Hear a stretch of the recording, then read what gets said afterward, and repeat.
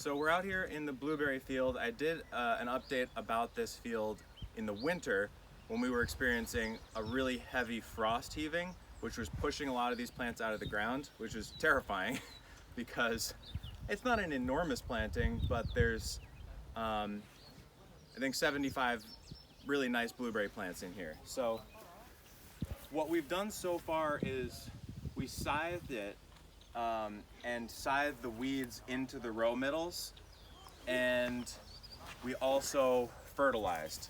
And so you can see here, for example, the weeds in between the plants are yellow, small, and then here on the blueberry hills where we fertilized with poultry manure, and I gave them a little bit of liquid iron and sulfur because the pH in here is still high. So chelated iron is really important if you have too high pH and you're seeing some of this a little bit yellowing. These leaves should be darker green. Like this plant over here is having just a little bit of that. It's healthier, but all of them are showing a little bit of pH stress through iron deficiency. So I gave them some chelated iron to help them get over that while the pH goes down. And right now, blueberries are pretty sensitive to weed pressure, and this amount of weed pressure will pretty much like destroy their entire growing season. So what we're doing is, I've got these half bushel produce boxes that are used, and I wetted them down overnight in the rain. And so they have a really nice feature with these tabs. Most boxes you can do something like this. So what I'm doing is lining up that slit there, keeping it in the row, and doing that on either side.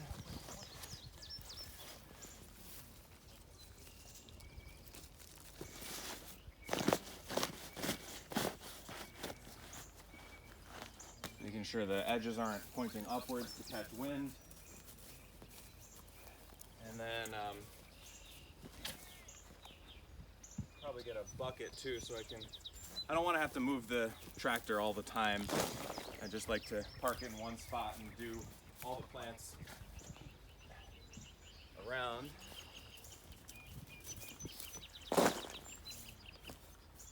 This is not just fresh wood chips. If I was going to use fresh wood chips, I wouldn't. These are broken down, and they're not going to rob any nutrients from the blueberries. If you put a ton, like a little bit is okay, but if you put a lot of fresh wood chips on blueberries, they could have some nitrogen bind up in the process of the wood chips breaking down. And so these are really old, broken down wood chips, and they're not gonna have that issue. So the chelated iron and poultry manure is already under there. Now we've smothered all those weeds out with cardboard and wood chips. The one concern that I do have is new canes need to come up from this root system. Eventually they'll start coming up as far away as here and there.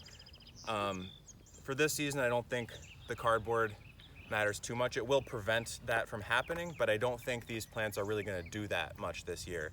All their new shoots are gonna come from right near the root crown because they were just transplanted last fall. They don't have roots out here, so we're not gonna worry about that. And what we mainly wanna do is just make sure that all the existing leaf surface doesn't get shaded, so they get all the light they can, and the pH gets adjusted, and they get their iron. And so I think this is all we're gonna do. I would love to mulch the entire row, but we're in a place in the farm that's far from our wood chip delivery area. We don't have a really super good way to get it down here. I just have an old apple bin on the back there that I filled up. I fill up the bucket. I can't really get a trailer down here very easily, and even if I did, I can't turn around in here because I planted so many plants in the field that I only have space to turn around the tractor. Access is always a weird situation for us because we have so many ditches everywhere. So anyway, that's the update. That's all we're gonna do for them this year, except probably one more time, maybe two times, I'll come and scythe all the weeds down. So later on, when this grows up, I'll scythe all this material right into the row and keep everything else down. So we'll do an update later in the season once they finish their like main flush of growing. Hopefully we can get rid of this yellowing, and we'll see how much growth we can get this year. Just one side note, right now at this time of year, end of May through the month of June, we have deer flies like absolutely crazy. They're not getting me at this very moment, but sometimes there'll be 15 deer flies on me and they really hurt. And so this is what we do. You can see all the deer flies stuck to the top of my head. You see them? Yes. I get either tanglefoot, or this year I tried spruce gum, just from a spruce tree, like the really sticky sap. And you just put it on a piece of tape on your head, and the flies, usually their first thing is they come and land on the highest point. So they just all get stuck there and then they stop biting me. So it works out really well. I highly recommend it.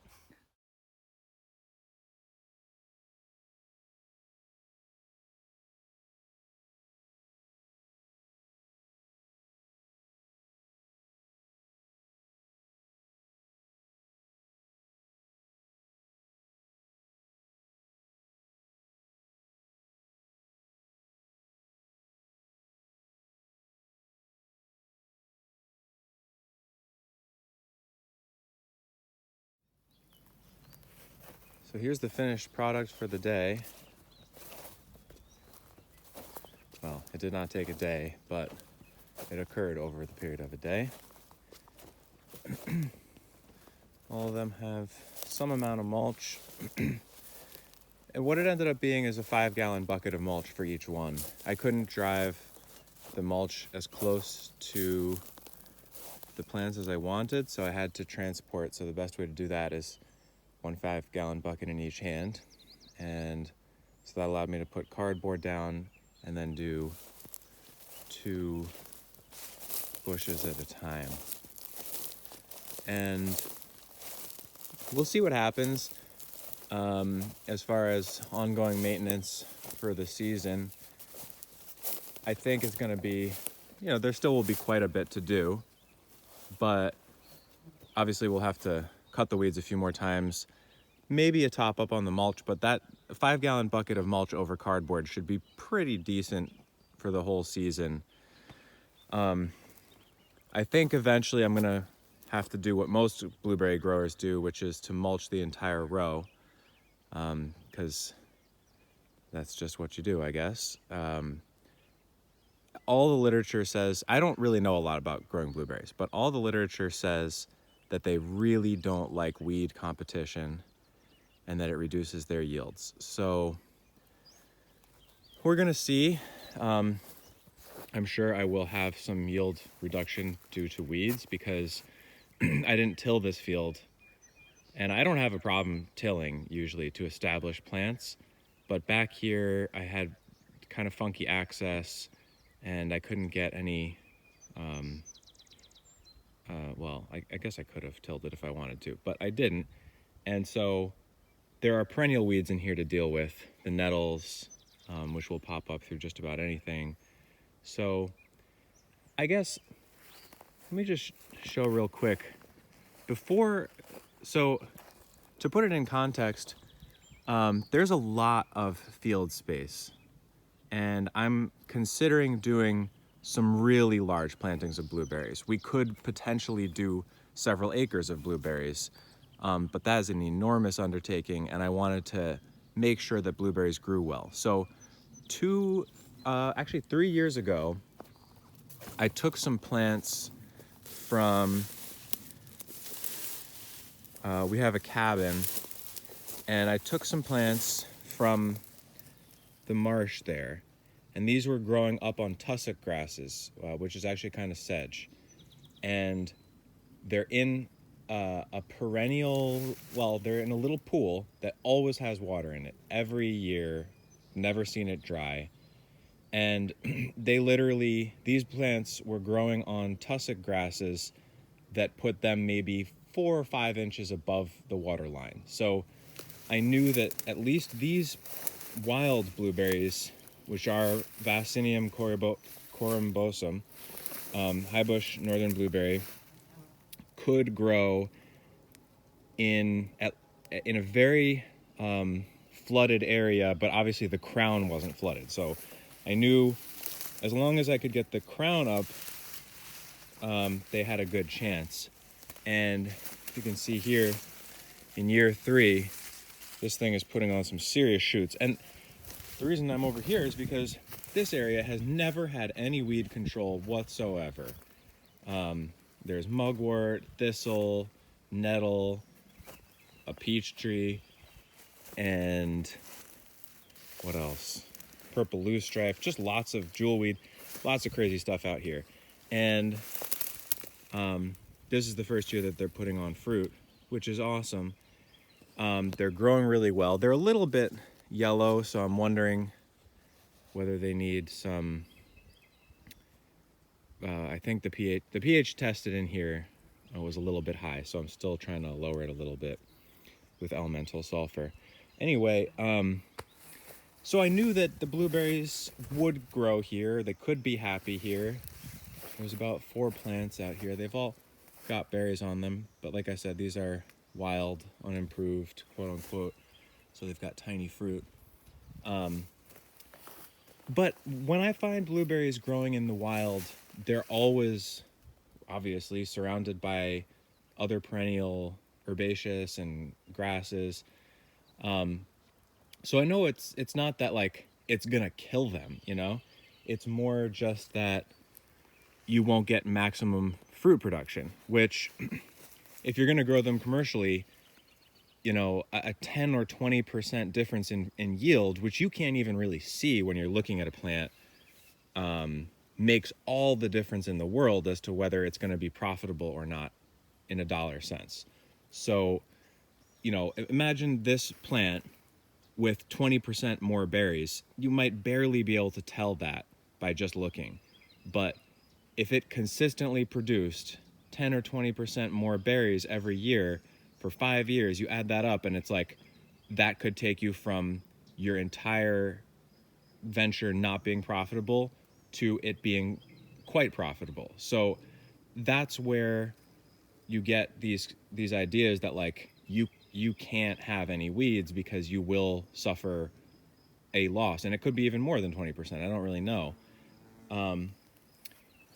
Anyway, so this to me proved, yeah, they'll survive here and they won't look terrible. They can grow. So then that's what made me decide to plant this and one larger planting over there. Well, I haven't mulched that one yet. We'll get to that.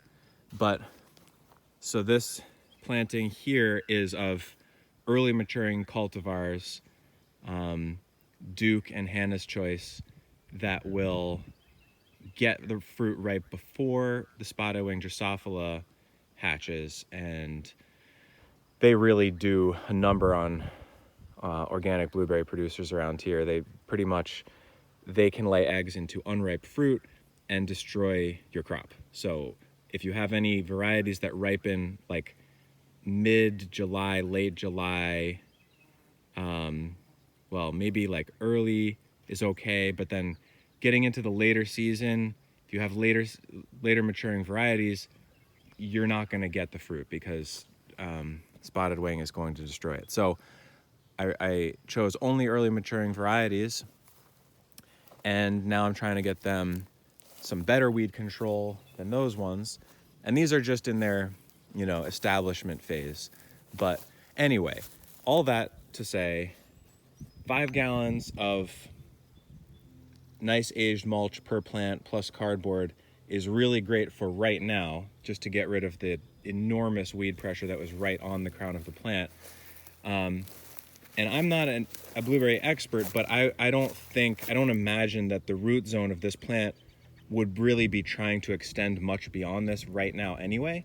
So I think in subsequent years, it will be of big value to me to mulch all of this space and have new shoots. You know, this plant will be sending up new shoots maybe up here or maybe even out here.